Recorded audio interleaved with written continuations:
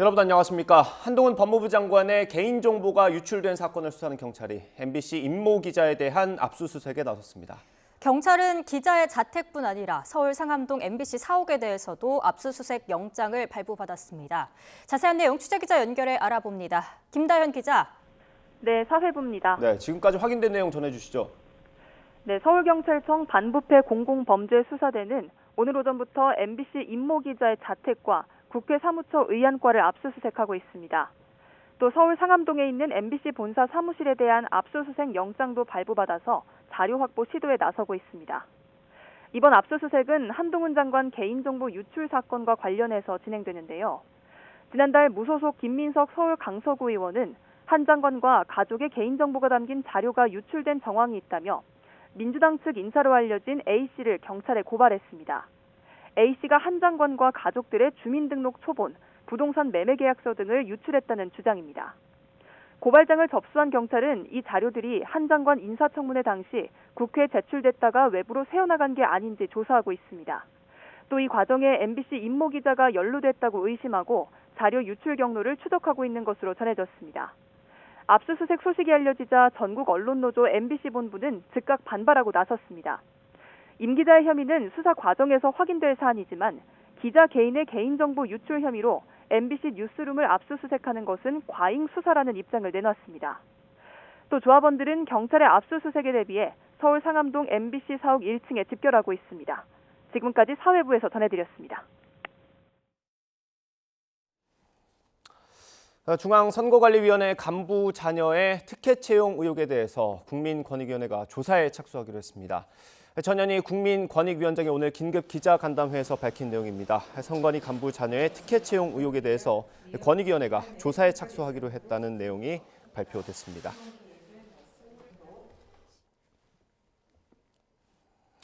노태학 중앙선거관리위원장은 고위직 간부 자녀의 특혜 채용 의혹에 대해서 송구스럽게 생각한다면서 전수조사에 착수하겠다고 말했습니다. 처음으로 관련 입장을 밝힌 건데 거취에 대해서는 말을 아꼈습니다. 직접 들어보겠습니다. 여권에서 위원장님 책임론과 사퇴 촉구 얘기가 나오는데 어떻게 생각하시나요?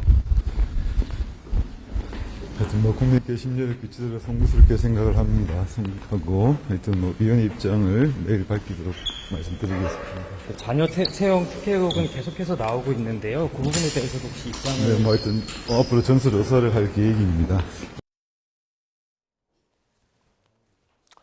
오늘 국회 본회의에서는 윤석열 대통령이 거부권을 행사해서 국회로 돌려보낸 간호법 재표결이 진행됩니다. 거액의 가상화폐 논란을 빚은 김남국 의원에 대한 국회 차원의 징계 절차는 오늘부터 본격적으로 시작됐습니다. 국회 연결합니다. 김경수 기자. 네, 국회입니다. 네, 간호법 얘기부터 해보겠습니다.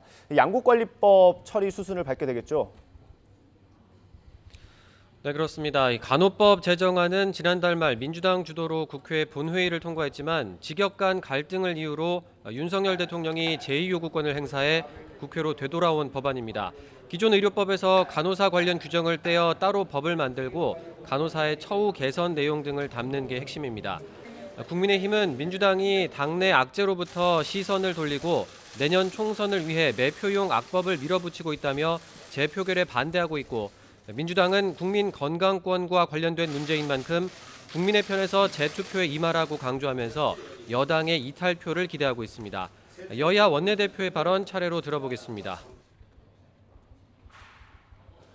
당대표의 사법 리스크, 송영길 전 대표의 돈봉투 게이트, 김남국 의원의 코인 게이트에서 국민의 시선을 돌리려는 방탄용 목적도 있습니다.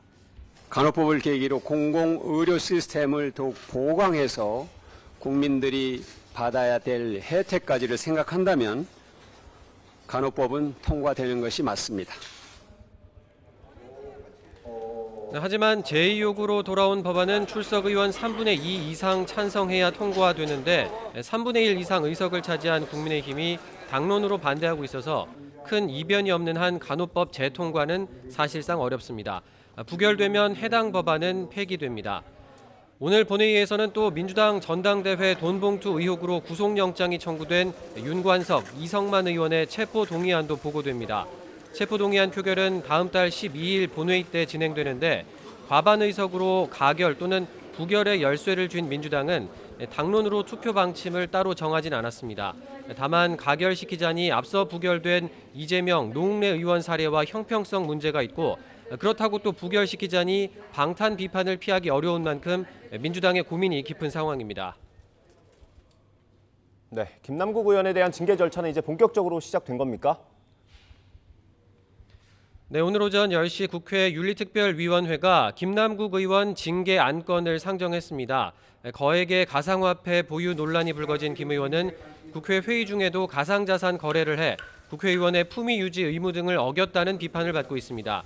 이제 윤리특위는 최대 60일 동안 외부 전문가로 구성된 윤리심사 자문위의 의견을 구하는 절차를 밟을 것으로 보이는데 일단 여야 모두 징계 심사에 속도를 내야 한다는 점에는 공감하고 있습니다. 김남국 의원의 징계안은 빠르게 진행되어야 된다고 생각합니다. 다음번에는 김남국 의원이 출석할 수 있도록 위원회에서 결의를 했으면 합니다. 우리가 관련 내용을 잘 정리하는 것이 꼭 필요하다고 생각됩니다. 이 관련 내용이 확정되지 않은 상태에서 결국은 결정하지 못하는 상태가 되면 불필요하게 결정이 지연되면서 다만 절차 단축 등을 두고 여야 이견도 여전해 향후 논의 과정에 관심이 쏠리고 있습니다. 한편 김남국 의원은 민주당 탈당 이후 국회 본회의와 상임위 회의 등 공식 석상의 모습을 보이지 않고 있는데 민주당 안팎에서는 김 의원 제명이 필요하다는 목소리가 꾸준히 나오고 있습니다. 지금까지 국회에서 전해드렸습니다. 괌 공항 운영 재개로 하늘길이 열리면서 국내 항공사들도 괌 정기 노선 운항을 다시 시작하는 등 항공편 정상화에 들어갔습니다. 오늘은 국내 항공편 11편이 괌으로 출국할 예정이어서 아직 현재 남은 관광객들 대부분이 돌아올 수 있을 거로 보입니다. 자세한 사항 취재기자 연결해 알아보겠습니다. 황보혜경 기자. 네, 인천국제공항에 나와 있습니다. 네, 고생 끝에 귀국한 여행객들 표정이 어떻습니까? 네, 오전에 괌에서 출발했던 현지 체류객들이 지금부터 차례로 입국하고 있습니다. 이 지친 표정이었지만 무사히 도착했다는 안도감을 감추지 못했습니다. 현지에 일주일가량 고립되는 동안 여행객들은 단전과 단수 등으로 큰 불편을 겪었는데요. 목소리를 직접 들어보시죠. 저희 이제 24층이었는데 단전 단수가 되면 이제 거기를 비상등으로 좀 오르내리면서 이제 많이 탈진이나 탈수 오는 임산부분들도 계셨고요. 저희 아기도 지금 열감이랑 좀 피부병이 와가지고 좀 복귀하는 대로 바로 좀 병원에 가볼 예정입니다. 지난 22일 태풍 마와르로 괌공항이 폐쇄되면서 한국인 여행객 3,400여 명이 현지에서 발이 묶였습니다. 어제 괌공항이 운영을 다시 시작해 어제 하루 모두 11편이 괌으로 출발했는데 현재까지 2,500여 명이 국내로 입국한 것으로 추정됩니다. 아직 괌에 여행객 900명 정도가 남은 건데요. 이에 따라 국내 항공사들은 오늘도 정기 항공편과 대체 항공편을 투입하고 있습니다.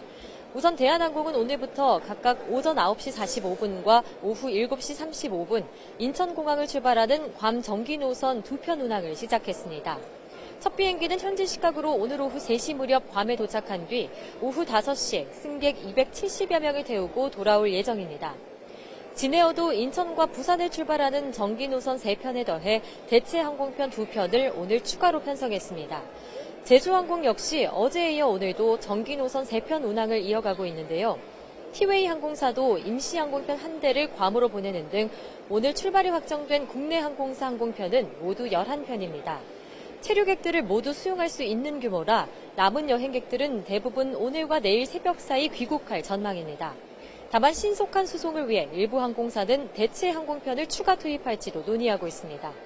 지금까지 인천국제공항에서 YTN 황보혜경입니다. 북한이 군사정찰 위성 1호기를 6월에 곧 발사할 계획이라고 발표했습니다. 이번 발표대로라면 이르면 모레 발사가 이루어질 걸로 보입니다. 취재기자 연결합니다. 임성재 기자. 네, 통일외교 안보부입니다. 네, 북한이 구체적인 시기를 밝힌 건 이번이 처음이죠? 네, 리병철 북한 노동당 중앙군사위원회 부위원장이 조선중앙통신을 통해 이 자위력 강화 입장을 발표했습니다. 리 부위원장은 군사정찰 위성 1호기를 6월에 곧 발사할 계획이라고 밝혔습니다. 이는 미국 등의 군사 행동을 실시간으로 추적 감시 판별하고 이 사전 억제 및 대비하기 위해서 필수 불가결한 것이라고 주장했는데요. 정찰 위성 발사가 한미의 군사 위협에 대비하기 위한 이 자위권 차원임을 강조하며 이 정당화에 나선 겁니다. 리 위원장은 구체적으로 다음 달 15일까지 진행되는 한미연합 합동 화력 경멸 훈련과 이 내일로 예정된 한미일 호주 다국적 해양 차단 훈련, 미 전략 핵잠수함 SSBN의 한반도 전개 계획 등을 일일이 언급하며 이 발사 명분으로 삼았습니다. 특히 미국 공중 정찰 자산의 작전 반경과 감시권은 이 수도 평양 등을 포괄하고 있다면서 이 자신들과 주변국들에게 심각한 위협이 된다고 말했습니다. 이런 가운데 최선희 북한 외무상과 북한 주재 러시아 대사가 어제 회담을 진행한 사실이 알려져 북한이 러시아의 이 정찰 위성 발사의 정당성을 설명하고 이 협조를 구했을 것으로 전망됩니다. 우리 군은 한미 정보당국은 북한이 주장하는 소위 위성 등에 대해 다양한 도발 가능성을 추적 감시하고 있다고 밝혔습니다. 네, 북한의 정찰 위성 로켓의 예상 낙하 구역은 좀 파악이 됐습니까? 앞서 북한은 5월 31일 0시부터 6월 11일 0시 사이 인공위성을 발사하겠다고 국제해사기구 지역별 항행구역 조정국인 일본에 통보했습니다. 현재 예고대로라면 위성을 실은 운반체는 발사 직후 충남 대천항에서 서쪽으로 230에서 300km 떨어진 서해 공해상에서 1단 추진체가 떨어집니다. 이후 제주 해군기지에서 서쪽으로 270에서 330km 떨어진 이 서남해 공해상에서 이 페어링, 즉 위성 보호 덮개가 낙하할 것으로 보입니다. 2단 추진체는 필리핀 루손섬 동쪽 약 700에서 1000km 떨어진 해상까지 날아가 낙하할 것으로 예상됩니다. 낙하 예정지는 과거 은하 3호와 광명성 4호 때보다 더 먼 거리에 설정돼 1, 2단 추진체 모두 성능이 개선된 것으로 보입니다. 정찰 위성을 쏘아 올릴 발사장도 주목되는데요.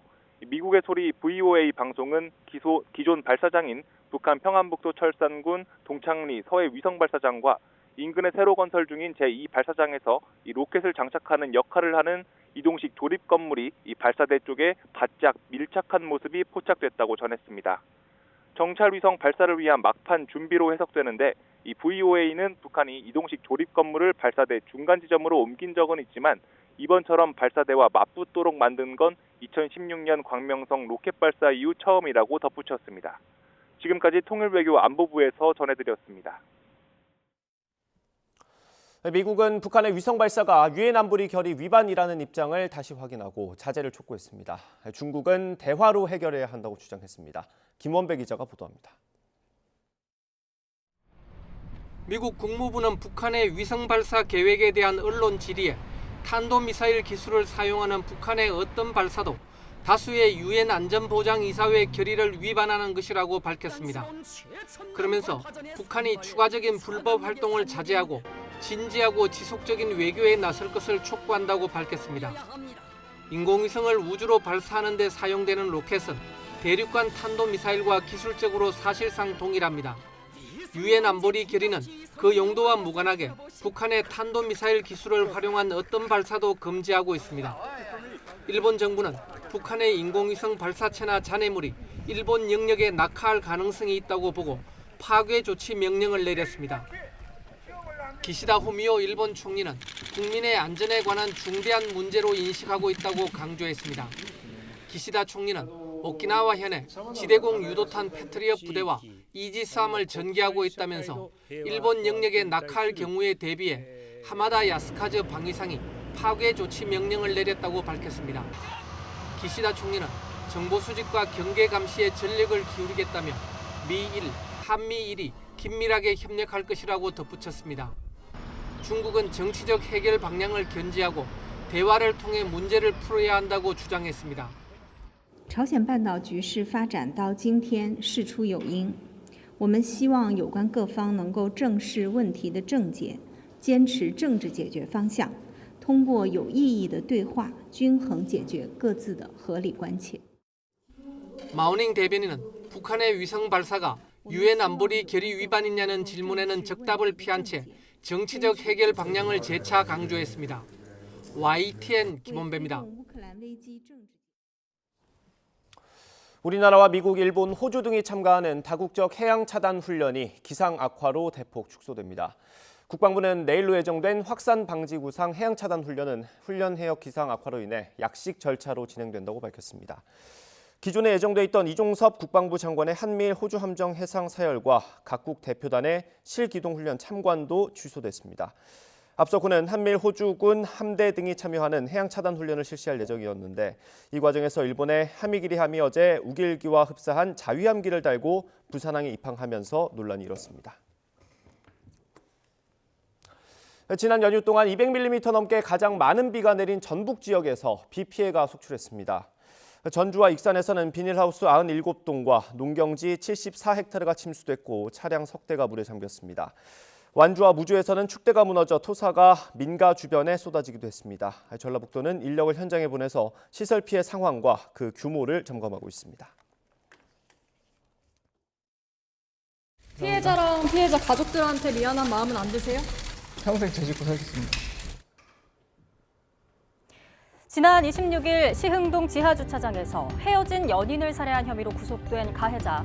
평생 속죄하겠다곤 했지만 이 말을 들을 수 있는 피해자는 이제 없습니다. 경찰이 범행 직전 가해자와 피해자를 한 차례 조사했다는 사실이 알려지면서 사전 대응 조치 소홀 여부가 또다시 도마 위에 올랐습니다. 지난해 신당역 스토킹 범죄 사건이 발생한 이후 교제폭력 등 112 신고가 들어올 때 피해자의 위험 여부를 판단하는 체크리스트도 강화했는데요. 강화된 제도는 이미 이번 사건이 발생하기 나흘 전부터 시행되고 있었습니다. 범죄 유형을 16개에서 28개로 늘리면서 교제폭력 범죄를 추가했고 위험 등급 판단도 세분화하면서 신고 내용을 더 자세히 기록하도록 했습니다. 그런데도 보복 범죄를 막지 못한 겁니다. 경찰은 사건 발생 1시간 반 전 피해자의 교제폭력 112 신고를 받고 범행 위험 등급을 5단계 중 2번째로 낮은 단계로 평가했는데요. 그 이유를 들어봤더니 경찰은 진술을 들어봤을 때 폭력이 경미해 보였다며 판단 이유를 밝혔습니다. 하지만 신고 전 CCTV에는 피해자를 강제로 끌고 가려고 한 정황도 있었고 예전에 맞은 적이 있다는 신고 내용이 있었던 점을 놓고 볼 때 진술을 넘어 더 적극적인 대응이 없었던 건 아쉬운 점이 남을 수밖에 없는 대목이죠. 사실혼 여부 등을 따지는 가정폭력법, 지속성 여부를 따지는 스토킹법 대상으로 삼기에도 모호해서 이 같은 교제폭력이 규정의 사각지대에 남았다는 지적도 있습니다. 법적 공백 탓일까요? 교제폭력 검거 인원은 2016년 8천여 명에서 지난해 12,000여 명까지 크게 늘었고 재작년 기준 살인사건 772건 가운데에서도 교제 중인 연인은 7%가 넘습니다. 규정을 더 강화해야 한다는 목소리가 나옵니다. 이미 소중한 사람을 잃은 유족들의 마음을 위로하기는 쉽지 않아 보입니다.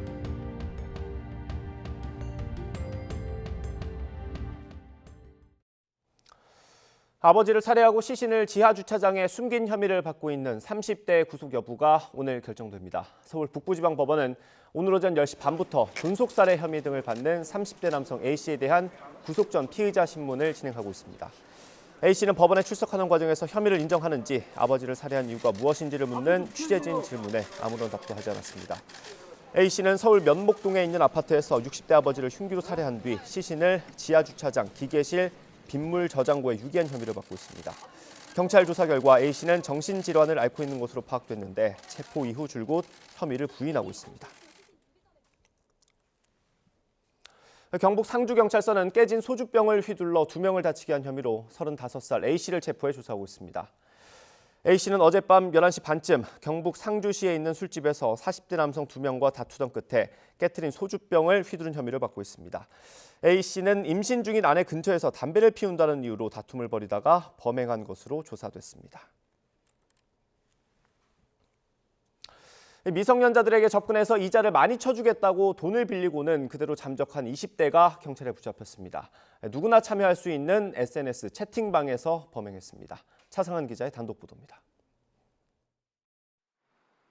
중학교 1학년 A양에게 악몽 같은 일이 벌어진 건 지난 3월 초부터입니다. 아이돌 팬들이 모여있는 SNS 채팅방에서 정모 씨로부터 돈을 빌려주면 이자를 많이 주겠다는 제안을 받았습니다. 13,500원을 빌려주면 다음 날 2만 원이 넘는 돈이 통장에 들어왔고 4만 원을 빌려주면 5만 원이 넘는 돈이 돌아왔습니다. 하지만 여기까지였습니다. 정 씨는 조금만 더 빌려주면 한 번에 갚겠다며 돈 빌리는 횟수를 늘리더니 갑자기 연락을 끊었습니다.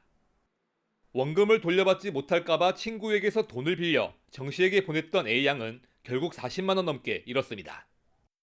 엄마랑 아빠한테 말하면 혼날 것 같기도 하고 그렇다고 저 혼자 감당하기엔 너무 큰 금액이고 애들이 계속 재촉하니까 그 사람한테도 재촉을 했는데 그럴 거면 돈을 더 달라 해가지고.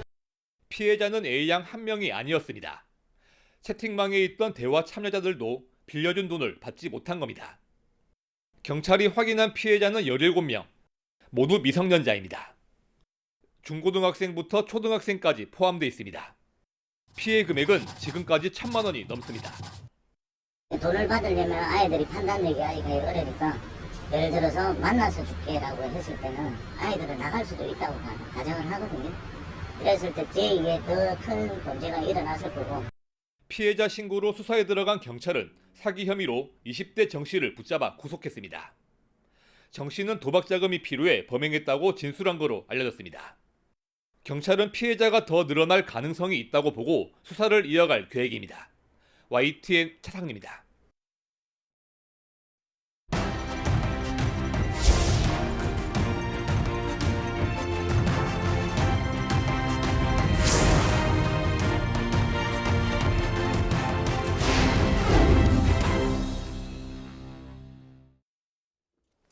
네, 정치권 이슈 짚어보겠습니다. 국민의힘 성일종 의원, 민주당 김성환 의원 두 분 나오셨습니다. 어서 오십시오. 네, 안녕하십니까. 오늘 이 얘기부터 좀 해보겠습니다. 국회 윤리위원회 특별위원회, 윤리특별위원회가 오늘 오전 10시에 회의를 했고요. 김남국 의원에 대한 징계안을 상정하기로 했습니다. 뭐 민주당이 낸 것도 있고 국민의힘이 낸 것도 있는데 일단 속도가 좀 중요할 것 같습니다. 어떻게 전망하세요? 뭐 속도도 중요한데 지금 윤리위에 제소되어 있는 의원들이 여러 명 있지 않습니까? 네. 이제 최근에 김남국 건이 불거졌습니다만 태영 의원 4.3 사건을 폄훼한 것도 올라가 있고 네. 조수진 의원 이태원 참사 논의 중에 청담동 술자리 관련한 얘기를 해서 국정조사를 방해했다는 혐의도 올라가 있고요. 네. 신원식 의원은 우리 민주당을 뭐 북한하고 내통했다 뭐 이렇게 허위 사실을 한 것도 네. 지금 윤리위에 제소되어 있는데 전혀 안 다뤄지고 있습니다. 네. 그런 부분을 포함해서 윤리위가 기존의 윤리위에 제소된 건을 공정하게 또 신속하게 함께 다루어서 공정성을 잃지 않으면서도 지금 김남국 건까지 같이 처리하는 게 타당하지 않을까 싶습니다. 네, 의원님. 지금 이제 김남국 의원의 그 코인 거래에 대한 여러 가지 국민 비난이 크고 또 들끓고 있는 청년들의 분노를 생각을 해보면 네. 민주당이 빨리 정리를 해야 돼요. 또 과거 설례를 보더라도 검수완박할 때에 김기현 당시 국민의힘의 원내대표가 법사위원장 자리 가서 앉았었단 말이죠. 네, 네. 그거 할 수 있는 거예요. 그런데 그거를 직회부 해가지고 30일 동안 본회의에 못 들어오도록 이 윤리적인 조치를 다 했었거든요. 네. 근데 지금 아마 민주당도 이 김남국 의원 사건이 너무 크다가 보니까 여러 가지 조그만 사건들을 끌어다가 이렇게 자꾸 대비를 하는 것 같은데 그러면 그럴수록 저는 민주당이 불리하다고 봐요. 예. 거대 여당이어서 뭐 지금 못하는 게 없잖아요. 노란봉투법에서 간호사법에 모든 것들 지금 다 처리하고 있잖아요. 그럼 이걸 왜 못 처리하는가? 국회법에 할 수 있습니다. 김기현 전 원내대표 처리하듯이 전 지금도 할 수 있거든요. 이거를 왜 이렇게 미적대는가? 빨리 해야 저는 민주당이 유리할 거라고 생각을 합니다. 요거 제가 조금 정정하고 확인을 해야 될 필요가 있는데 김기현 의원 건은 아마 그 국회법 조항이 조금 달랐던 걸로 기억합니다. 그 위원장석을 점거하거나 이랬을 때는 그 윤리특위를 거치지 않고 본회의에 바로 할 수 있도록 돼 있거든요. 그건 한번 확인해 보시면 좋을 것 같고. 그 말씀을 하시더라도 똑같습니다. 뭐든 다수당이기 때문에 할 수가 있거든요. 그런데 김남국 의원은 뭐냐면 국회의원이잖아요. 지금 코인 시장에 여러 가지 문제점을 있는 걸 알고 있거든요. 네. 그러면 본인이 이런 문제점이 있는 것들을 법적으로 어떻게 입법을 해서 정상적인 시장으로 만들어야 될 것인지에 대한 진지한 고민을 하라고 국회의원을 국민이 뽑아준 건데 그 허점을 이용을 해가지고 본인이 거기에서 예를 들면 여러 불법에 가까운 일들을 해온 거거든요. 그러니까 지금 이게 아주 들끓고 있는 거고 정말 쓰레기 코인들을 가지고 또 이게 여러 가지 김남국 의원이 일을 낸 거 아니에요. 그러다가 보니 또 떳떳하지 못하니까 자금 추적이 불가능한 클립 같은 지갑에 넣고 이런 일을 했단 말이죠. 그렇기 때문에 이에 대한 부담이 민주당이 굉장히 커요. 그렇기 때문에 민주당이 다수당이고 그렇기 때문에 저는 민주당이 빨리 정리하는 게 당을 위해서도 좋을 거라고 생각을 합니다. 그러니까 윤리위원회에 제소한 건과 관련해서는 뭐 당연히 그 합당한 절차에 거쳐서 하는 게 맞지 않겠습니까? 뭐 굳이 이 건 가지고 미루자 이럴 생각은 전혀 없습니다. 다만 대장동 건하고 비슷한 성격인데 처음에 대장동 건 관련해서 이재명 대표를 뭐 그분이라고 해서 얼마나 공격을 했습니까? 그런데 파면 팔수록 일종의 국민의힘 인사들하고 소위 50억 클럽의 소위 고위 검찰들만 잔뜩 나왔지 않습니까? 이번 건 같은 경우도 결국 이제 이해 충돌이 실제로 있었냐 이 부분에 대한 조사 때문에 소위 위메이드가 국회에 몇 번 출입했냐 누구를 만나냐 이걸 조사한 거 아니겠습니까?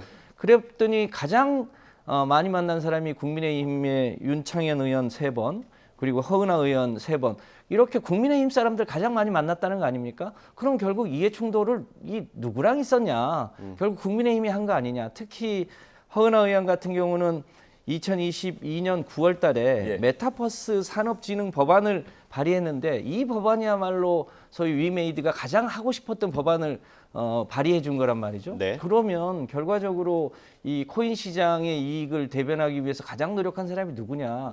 김남국 의원은 한 번도 안 만났다는 겁니다.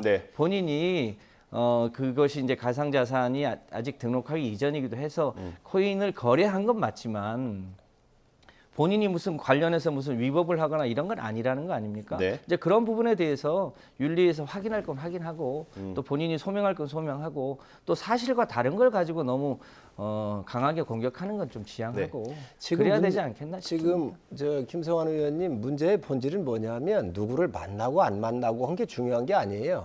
또 만나가지고 문제가 있다고 한다면 그것대로 조사를 하면 된다고 생각을 해요. 그런데 문제는 뭐냐면 김남국 의원이 이 코인 거래를 하면서 왜 불법으로 이제 자금 세탁 같은 경우를 이렇게 자금 세탁 같은 거를 왜 했는가? 그리고 지금 떳떳하지 못한 거 아니에요. 그러다 보니 거래 내역이나 자금 출처를 본인이 얘기했던 것, 내 자산 모든 거 다 걸자 그랬잖아요. 건 게 아니라 지금 도망가 있어요. 도피해 있어요. 왜 이러냐는 거예요. 그리고 떳떳하면 자기 지금 거래 내역하고 자금 출처에 대해서 명확하게 얘기를 해주면 벗어날 수 있습니다. 이걸 안 벗어나는 거잖아요. 이 거래가 문제가 되는 거잖아요. 누가 만난 사실이 중요한 게 아니라 입법 과정에서 기업들이고 이해관계자고 와서 의원들 여야 의원 다 만날 수 있습니다. 그거 만났는데 그중에서 불법이 있다고 한다고 그것도 또 윤리위에 회부하고 처벌하면 되는 거예요. 그런데 김남국 의원은 엄청난 이러한 의혹의 거래 이 이면에 있었던 거래 내역이라든지 자금 출처에 대해서도 안 내놓고 있는 거 아니에요? 본인이 호언장담한 거예요. 다 모든 재산 걸자고. 그리고 제가 알기로는 이 코인 거래는 특성상 하루에도 뭐 등락이 이렇게 많이 왔다 갔다 하고 그러니까 그 일일이 내역을 전체를 다 꺼내놓기가 만만치 않다는 거예요. 다 확인이 됐다는 건데 다만 이제 저희 당에서 이제 진상조사단이 그것을 이제 조사를 하지 않았겠습니까? 하다가 그래서 중단된 거죠? 아니 실제로 그 양이 많아서 그렇지 본인의 계좌를 다 꺼내놨다는 거예요. 꺼내놓고 그러니까 들여다볼 수 있도록 다 꺼내놨기 때문에 실제로 무슨 불법이거나 혹은 뭘 감췄거나 이런 게 없다는 거거든요. 다만 이제 그때 이제 상임위 쉬는 도중에 거래를 한 것 때문에 그건 본인이 이제 도덕적으로 이제 잘못을 시인을 한 경우고요. 실제로 김남국 의원은 제가 보더라도 무슨 개인적으로 무슨 불법을 하거나 이런 건 아닌데 다만 의원들이 이 재산 등록을 하게 되어 있고 또 겸직 금지를 하고 있는 것을 고려해 보면 적절했겠느냐라고 하는 도덕적인 문제는 있을 수 있지만 무슨 본인이 불법을 한 건 아니고 실제로 관련해서 위메이드가 무슨 입법 로비를 한 거나 이런 건 대부분 다 국민의힘이고 또 뭐 성격이 어떤지 좀 확인해 봐야 되겠습니다만 그 위메이드사가 일종 대학교에도 무슨 기부를 했다는 거 아닙니까? 네. 그런데 부산의 그 장재원 의원의 형 장재국 씨가 있는 동서대학교 네. 거기에도 지금 10억 원을 기부했다는 거 아닙니까? 동서대학교까지 가서 기부를 했어요. 네. 근데 이거는 그러면 누구를 보고 기부를 했겠냐? 결국 이런 문제들이라 대장동 건처럼 파면 팔수록 국민의힘만 나오고 있는 게 사실입니다. 이제 그런 면에서 김남국 의원의 개인 혐의를 덮겠다 이런 게 아니고 조사할 건 하고 이 부분에 대해서 실제로 입법 로비를 누구한테 했는지 이 부분은 좀 철저하게 조사를 해야 되는데 현재까지 확인된 바로는 대표적으로 윤창현 의원이나 허은하 네. 의원이 입법 발의를 예. 통해서 실제로의 로비를 실현시킨 건 아니냐. 알겠습니다. 이 부분도 좀 확인할 필요가 있어 보입니다. 이재명 잠시만요, 대표하고 예. 잠깐만요. 이재명 대표하고 김남국하고 똑같아요. 왜 그러냐면 이재명 대표가 대장동 게이트 할 때 국민의힘 게이트다. 윤석열 후보가 몸통이라고 그랬거든요. 지금 김남국 지금 의원이 코인을 하면서 다 이 문제가 불거졌고 코인 시장의 가장 큰 손으로 잡코인들 갖다가 수없이 많은 피해자를 만들어 놓은 게 김남국 의원입니다.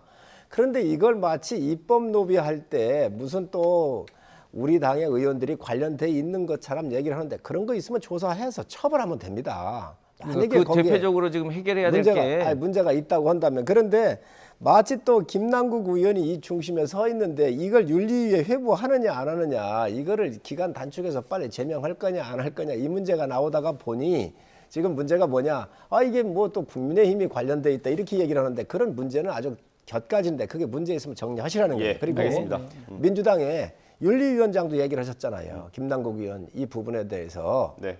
윤리심판원장. 윤리심판원장도 김남국 의원이 의원으로서 적절하지 않고 이에 대한 합당한 그런 처벌을 받아야 된다라고 얘기까지 했잖아요. 그런데 우리 위원장이 얘기하신 거는 이해 충돌 행위가 있었다면이라고 하는 전제가 붙어 있습니다. 예, 그래프 준비된 것 좀 띄워주십시오. 확인해 봐야 될 일이죠. 예, 저희가 그 라디오 인터뷰 내용을 정리해놨어요. 말씀하신 것처럼 뭐 전제가 있긴 합니다. 이해충돌 행위가 있었다면 무거운 징계가 결정돼야 한다. 근본적으로 국회의원 자격의 문제다. 이런 얘기를 했습니다.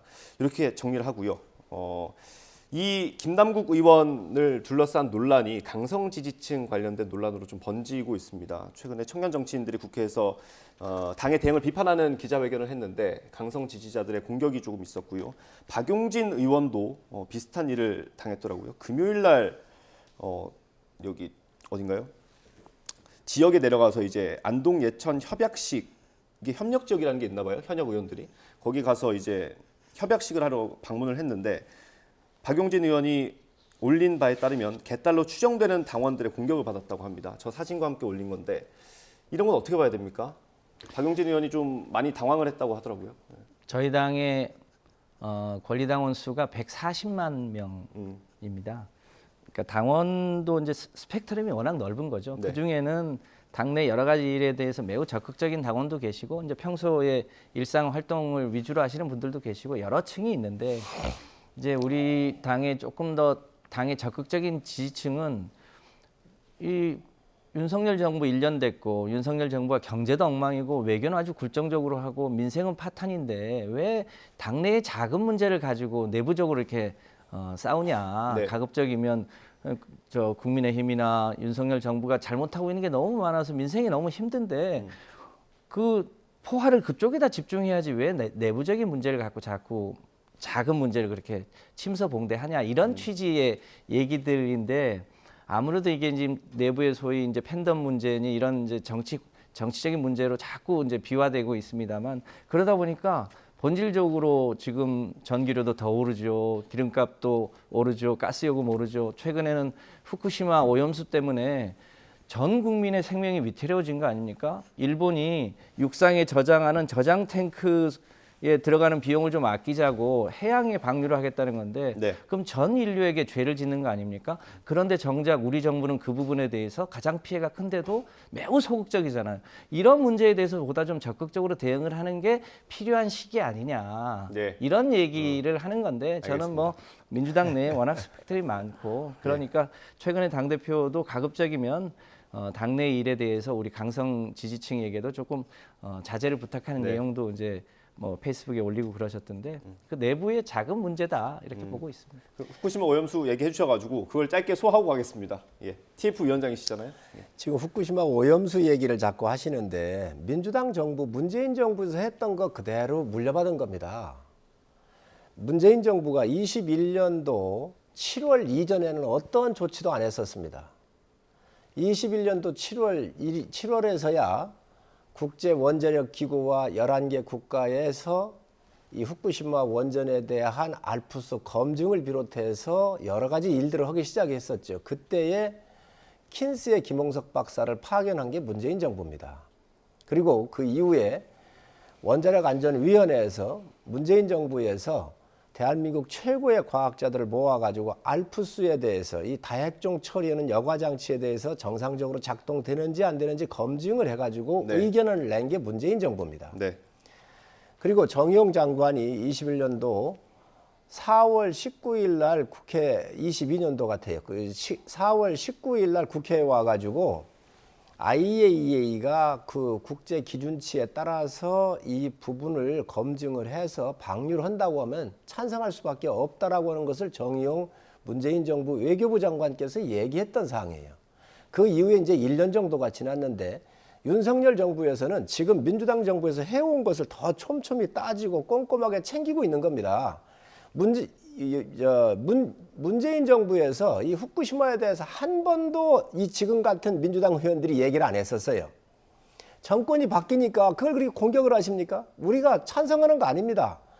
우리도 방류 안 하면 좋지요. 그러나 일본이 국제 기준이나 국제법적으로 이 기준에 맞춰서 방류한다고는 우리가 막을 방법이 없기 때문에 이것을 좀 더 꼼꼼하게 챙기고 더 우리가 요구하고 시찰단도 보내서 더 한번 체크하지 않은 부분이 있나를 우리는 보자고 하는 거예요. 네. 그런데 민주당 정부에서 국제 기준치적으로나 여러 가지 문제가 없었을 때 찬성 안 할 방법이 없다고 해놓고 지금 와가지고 우리 이 바다가 오염이 된다? 이렇게 해가지고 어민들이 피해 입었을 때 민주당이 책임지세요.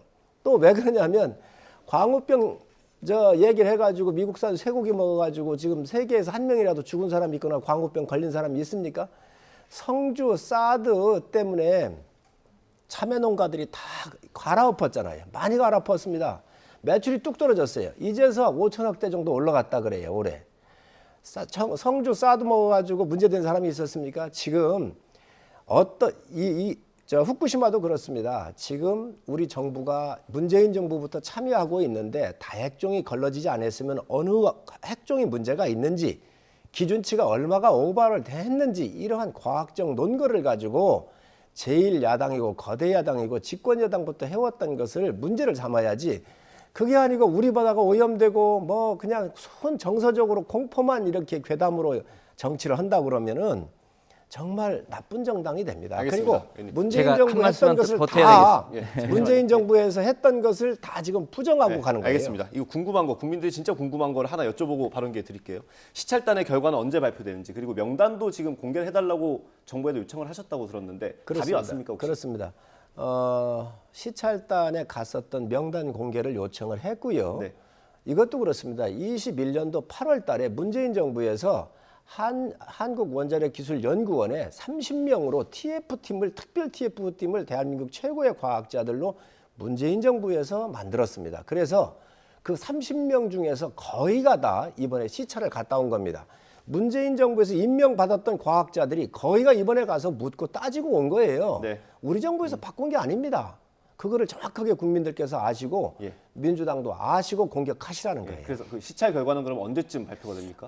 이 요청을 했기 때문에 과학적 분석을 더 할 게 많이 있습니다. 그래서 그것을 중간에 한번 할 건지 아니면 최종 보고서가 나오고 난 우리가 분석한 모든 자료를 최종적으로 정리한 다음에 할 건지는 협의를 한번 해보겠습니다. 그러나 빠른 시간 내에 국회에 와서 좀 보고를 해주십사는 말씀을 드리고 야당에도 필요하면 야당에도 갔다 온 결과에 대해서 설명을 드리도록 가급적이면 상임위에서 이렇게 보고하고 질의하는 시간도 있으면 좋을 것 같긴 합니다. 그것도 당연히 있을 거고요. 하지 말라기도 있을 거고요. 의원님 마지막 발언 듣고 이 주제로 마무리할게요. 이제 말씀을 하셨는데 국민의힘의 장기인 것 같아요. 자기들이 불리한 여건의 얘기만 나오면 전 정부에서 어떻게 했다. 뭐 그걸 승계했다, 탓이다 이런 얘기 주로 하시는데 이 후쿠시마 오염수 건은 일본이 이제 어떻게 처리할지를 계속 고민하지 않았겠습니까? 근데 해양 방류를 한다고 하니까 그때가 이제 초기였고 정의용 장관이 국회 나가서 3가지 조건을 붙입니다. 그 3가지 조건이 우리 국민들이 안심할 수 있어야 하고 그 처리를 하는데 한국의 전문가가 참여할 수 있어야 되고 몇 네. 가지 조건을 붙여서 얘기를 한 건데 네. 사실은 그 조건이 다 실행되지 않았거든요. 네. 그리고 중간중간에 명백하게 반대한다고 하는 의사도 전달을 했습니다. 그것이 문재인 정부가 했던 일이고요. 지금 최근에 국제 이제 보건기구 회의에서도 그렇습니다만 그 중국 정부도 예를 들면 가장 피해를 많이 보는 데가 한국하고 중국 아니겠습니까? 네. 중국 정부도 그게 만약에 안전하다면 일본의 호수에다가 그거를 방류해라. 왜 태평양에 방류하냐? 태평양에 방류하면 인근 국가도 다 피해를 보는 거 아니니? 정말로 안전하다면 자기네 호수에다가 방류해라. 뭐 이런 얘기도 하고 네. 이제 지난번에 우리 성일정 의장님도 이게 오염수냐, 원전 오염수냐, 처리수냐 얘기하셨습니다만 정말로 이게 처리해서 안전한 거라면 그 국민의힘이 그 초청했었던 그 영국의 과학자에게 실제로 마셔보게 하든지 그렇게 해야 되는데 실제로 마실 수 없는 물이라는 거 아닙니까? 이제 그런 것들 감안해 보면 자기네 나라에서 생긴 일을 그렇게 국제 문제화하는 일본의 입장을 대변하는 듯한 그래서 대한민국의 대통령이 왜 대한민국 국민의 편을 들지 않고 일본 정부의 편을 드냐, 총독부의 무슨 대리자냐 이런 얘기를 듣고 있는 거 아닙니까? 이제 그런 면에서 지금 보면 좀 더 우리 국민들의 우려 이런 거를 해결하기 위해서 보다 적극적으로 나서야 되는 것을 왜 네. 전임 정부 탓을 하고 알겠습니다. 있는지 모르겠다. 지금 의원님, 저희가 시간이 많이 지나서 한 말씀만 좀 하게 짧게 부탁드립니다. 정말 자, 짧게. 지금 뭐 총독분이 이런 얘기를 하면 안 돼요. 다 반일 감정의 기본을 두고 있거든요. 이걸 호수에 버리면 되지 않냐? 근데 바닷물입니다. 바닷물을 호수에 버립니까? 그리고 일본 앞바다에다가 버립니다. 그런데 이 물이 북태평양을 통해서 카나다로 해서 미국으로 해서 돌아오는데 5년 이상이 걸리잖아요. 7개월 걸리죠. 자, 어떻게 7개월이 걸려요? 자, 그래서 이렇게 돌아오는데 이거를 너무 과학적으로 무지한 거예요. 앨리슨 교수가 이 세계적인 방사능 학자인데 저희가 초대한 게 아닙니다. 원자력 학회에서 초대를 한 겁니다. 그래서 이분이 와서 워낙 세계적인 학자니 국민들이 불안해하니 우리 기자들이 와서 물을 수 있도록 제가 기자들의 질문에 공간을 만들어 드린 거예요. 그걸 명확하게 아셨으면 좋겠고. 알겠습니다. 이 정도로 마무리하시죠. 왜냐하면 이게 뭐 물론 국민들의 불안감을 좀 잠재울 수 있는 자리가 필요하긴 합니다만 이렇게 논쟁만 하다 보면 괜히 불안감을 키울 수도 있기 때문에. 근데 제2의 광우병과 사드 괴담 같은 경우가 되지 않도록 해줬으면 좋겠고 분명한 것은 이게 과학적 기준, 국민 안심하는 것은 과학적 기준을 가지고 얘기합니다. 그러니 뭐가 과학적으로 문제가 있으면 제기하라. 그걸 알겠습니다. 여야가 함께 해야 되는 겁니다. 시찰단의 결과가 발표되면 또 의원님 모시고 또 TF 위원장이시니까요. 의원님 모시고 다시 한번 얘기 나눠보도록 하고요. 아까 하던 얘기를 좀 이어가겠습니다. 오늘 본회의가 이제 2시쯤 열리죠. 2시로 예정이 돼 있죠. 본회의. 거기서 이제 민주당 윤관석 의원, 이성만 탈당을 했으니까 무소속이겠군요. 윤관석 의원, 이성만 의원의 체포동의안이 보고될 예정입니다. 일단 소속이었으니까요. 기류가 어떤지 또 전망은 어떻게 하시는지 궁금합니다. 대체로 체포동의안 관련해서는 우리 당이 무슨 당론을 정하거나 그러지는 않습니다. 그래서 더군다나 이제 탈당을 한 상태인데 다만 이제 체포동의안이 오면 그 구속영장을 청구한 사유가 뭔지 뭐 이런 걸 좀 살펴봐야 되는데 아직 그 내용까지 다 파악이 안 됐기 때문에 이제 오늘은 이제 보고가 되고 다음번 본회의 때 처리가 될 거 아니겠습니까? 그럼 그 사이에 이제 공론이 있을 텐데 지금 우리 당에서 예를 들어서 뭐 당내 뭐 전당대회 과정이더라도 무슨 돈 봉투가 오갔거나 이렇게 됐으면 그건 당연히 불법이 있으면 뭐 처벌이 되는 건 이제 당연하다고 보여지고요.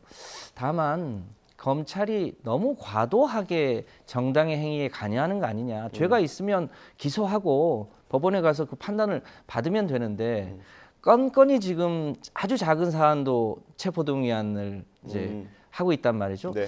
이것은 검찰이 너무 정치화된 거 아니냐. 특히 최근에 윤석열 정부 이제 1년 지나면서 우리 국민들이 못 살겠다고 아우성 아닙니까? 네. 아까도 얘기했지만 경제도 아주 엉망이고 외교 관련한 것 민생은 아주 파탄이고 이런 상황을 일종의 정치적인 눈을 국회로 돌려서 마치 국회의원들이 체포동의안 부결 과정에서 특권을 누리고 있는 거 아니냐로 시선을 돌리기 위해서 하는 건 아니냐 이런 의혹이 있습니다. 그래서 죄가 있으면 당연히 그것에 상응하는 처벌을 받아야 되겠습니다만 네. 너무 정치적으로 의도를 갖고 하는 건 아닌가 싶은 우려가 한편으로 있습니다. 예. 이 사건을 국민들께서 정확하게 아시는 분은 좀 아시고 많은 분들께서 모르고 계신데요. 이정근 민주당 서초위원장이 네. 박모 씨 사업가하고 돈 거래를 한 겁니다. 그 돈을 안 갚았잖아요. 이게 고발이 되고 사기로 고발하고 이렇게 하다가 보니 여기에 이 이정근 위원장 압수수색을 했는데 오랫동안 썼었던 이 휴대폰을 어머니 집에 갖다 놨다가 이것을 압수물로 나와서 보니 이 사건까지 연결된 거잖아요. 네. 여기에 무슨 정치적인 보복이 있거나 아니면 검찰이 여기에 검찰권을 하면서 검찰이 무엇을 가지고 했다는 겁니까? 저희가 고발하거나 기획한 거 아무것도 아닙니다. 이정근 위원장과 박모 씨 사업관 그리고 그로부터 이 돈을 갖다가 정치자금으로 쓰고 한 이런 것들이 지금 나온 거잖아요. 네. 그래서 이 문제가 나온 건데 이것을 왜 정치검찰이라고 공격을 하고 왜 윤석열 정부를 공격을 하는지 모르겠어요. 외교 얘기를 하는데 윤석열 정부만큼만 외교하라 그러십시오. 윤석열 대통령 어디 가서 혼밥 9개 안 먹었고 우리 같이 갔었던 기자단들 얻어맞지 않았고 작은 봉우리 큰 봉우리 이런 얘기 안 했습니다. 그래서 이 사건이야말로 정말 민주당 내부로부터 나왔었던 문제거든요. 네. 이에 대해서 전당대회에서 돈 봉투가 뿌려지고 문제 있었던 것들이 생생하게 육성으로 나왔고 진술이 나오고 있는 거 아닙니까? 그러니 이것도 민주당이 정말로 여기에 이 법을 제대로 세운다든지 또 민주당 복원적 차원에서 바라봤을 때 저는 민주당이 이 문제를 결재해야지 할 문제라고 생각을 합니다. 네, 알겠습니다. 저도 그 취지에 대해서 만약에 잘못이 있었으면 당연히 처벌을 받아야죠. 그 액수의 과다의 문제는 아닙니다.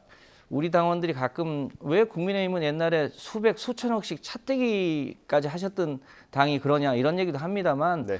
별건으로 죄가 있으면 아무리 소액이더라도 그것에 대한 이제 처벌을 받는 게 당연할 텐데 만약에 그 검찰이 그런 정도의 투명한 잣대를 들이대면 왜 김건희 여사의 이 주가 조작건에 대해서는 여전히 수사조차 안 하냐. 그 장모건 제대로 조사도 안 하고 서면 조사로 끝냈다는 거 아닙니까? 예. 그리고 지금 박영수 전 특검 지금 대통령과 가깝다는 이유로 50억 클럽 제대로 조사 안 하고 있지 않습니까?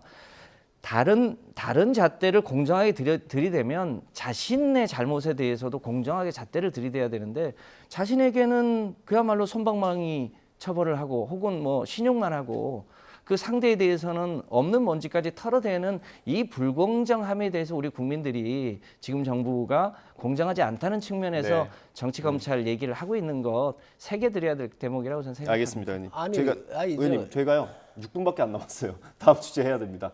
오늘 사실 간호법도 오늘 본회의에 오를 예정인데 재표결하면 아마도 국민의힘에서 반대하기 때문에 이거는 이전에 양국관리법 사례처럼 폐기될 걸로 예상이 되고요. 이건 저희가 뉴스 초반부에 취재기자가 자세히 설명해드렸으니까요. 선관위 특혜 채용 얘기를 좀 해보겠습니다.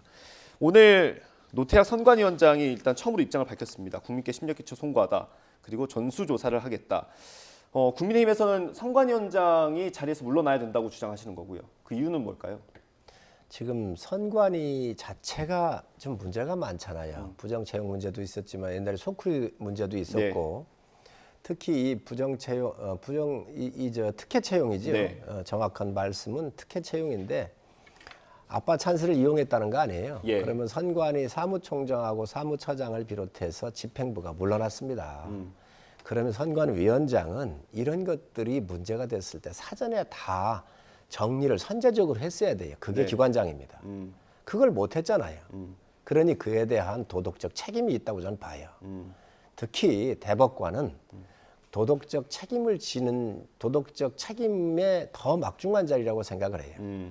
그런데 지금 선관위 자체가 지금 컨트롤이 안 되고 있잖아요. 완전히 혼란에 지금 빠져 있잖아요. 그럼 이거에 대한 책임이 누구한테 있는가? 저는 그런 측면에서 선관위 위원장이 책임지는 게 맞다고 생각을 합니다. 그래야 국민들도 납득을 하실 겁니다. 예, 의원님. 있어서는 안 되는 자녀 특혜 채용 얘기인 것 같습니다. 그 사무총장, 뭐 차장, 뭐 전 사무총장의 자녀들이 이제 특혜로 채용됐다는 거 아닙니까? 뭐 아직까지는 의혹이긴 합니다. 의혹인데, 그래서 그 부분에 대해서는 명명백백하게 밝히고 그 책임을 당연히 처벌하는 게 순서겠지요. 다만 이 사안이 벌어진 게 지금 노태학 중앙선거관리위원장이 취임하기 전에 벌어졌던 일이라는 거 아닙니까? 네. 그러면 사실상 도의전 책임은 있을 수 있지만 사실상 본인이 뭐 그걸 방조했다든지 이런 책임은 없는 건데 본인이 이 부분에 대해서 책임을 지고 사퇴하라고 하는 것은 좀 과도한 공격 아니냐 하는 건데 이제 저희가 의심하는 것은 지금 정부가 곳곳에서 소위 자기 사람 심기를 지금 하고 있거든요. 네. 그러니까 다른 이 건이 처음이 아니고 지금 방송도 윤석열 정부에 대해서 조금 뭐랄까 바른 소리를 하는 앵커들은 지금 다 쫓아내고 있는 거 아닙니까? 네. 그런 것처럼 곳곳에 속이 자기 사람 심기를 하려고 하는데 책임이 없는 사람까지도 책임을 물어서 사퇴시키고 자기 사람을 심으려고 하는 일종의 선관위를 장악하기 위한 일종의 술수 아니냐 이런 의심이 있습니다. 이제 그렇게까지 하는 건 너무 과도한 거 아닌가 싶습니다. 문재인 정부가 들었을 때 그 블랙리스트 해가지고 이 김은경 환경부 장관이 구속이 됐었잖아요. 정말 말단까지 다 내쫓았습니다. 예. 윤석열 정부에서 지금 안 나간 사람 많습니다. 다 임기 거의. 지금 그걸 비교를 하십시오. 그래도 민주당이 할 얘기가 있는지. 자, 지금 이 선관위의 이야기를 하는데 아까도 말씀을 드렸지만 선관위 위원장은 굉장히 도덕적인 자리예요. 네.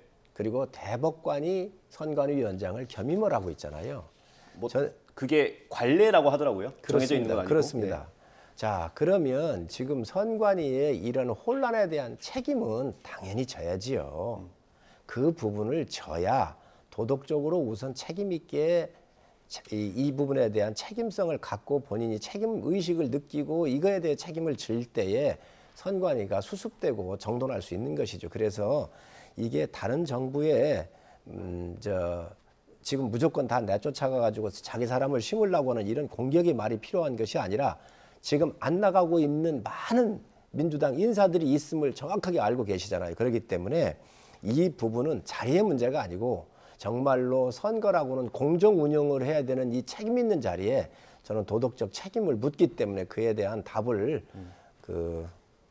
선관위 위원장께서 저는 해주시기를 기대합니다. 예, 이게 어떤 국회 차원에서 제도를 개선하고 이런 부분도 필요할 것 같긴 한데 어떻습니까? 이게 선관위라는 곳이 사실 뭐 정치권에서도 함부로 이렇게 얘기할 수 없는 부분 아닙니까? 이게 공정성 그렇습니다. 시비에 휘말릴 수 있기 때문에 제도적으로 좀 바꿀 수 있는 게 있을까요?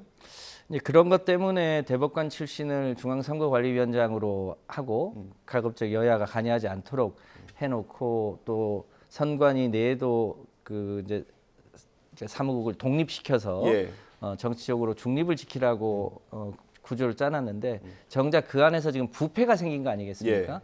그래서 이 부패 문제는 정치적으로 중립성을 지키는 문제와 다른 차원에서 그 내부에 부패가 생기지 않도록 하기 위한 일종의 절차나 안전장치는 차제히 좀 만들어야 되는 거 아닌가 싶습니다. 국감은 대상이죠? 국정감사 대상이긴 합니까?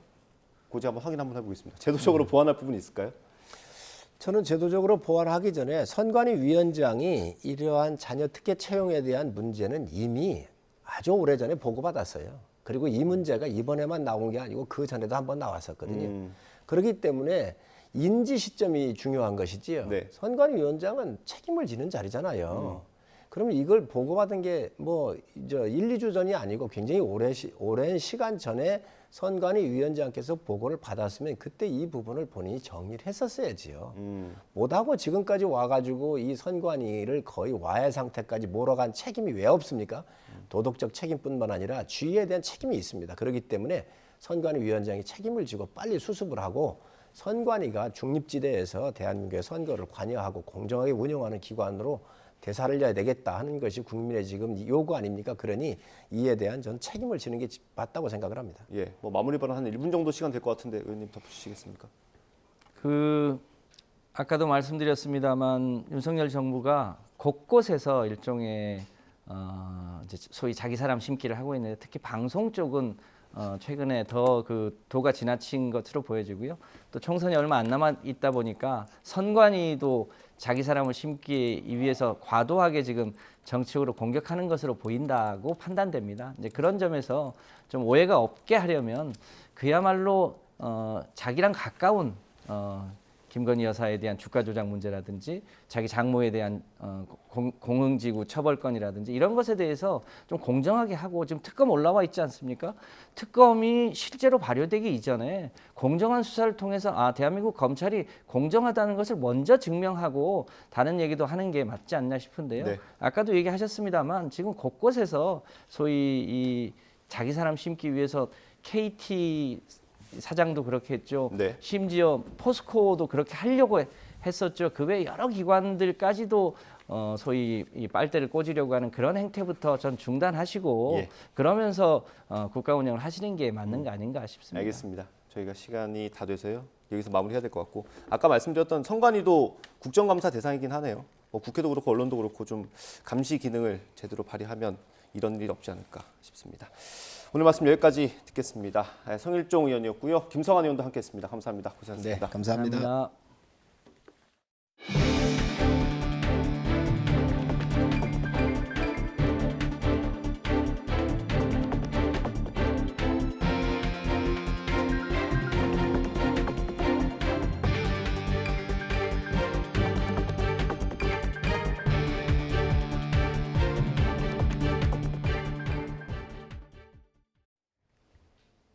오늘 서쪽 지방에 계신 분들은 옷차림 가볍게 하고 나오셔야겠습니다. 낮더위가 기승을 부리겠는데요.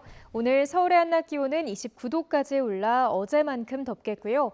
남부지방도 광주가 28도까지 오르는 등 어제보다 무려 6도가량 높겠습니다.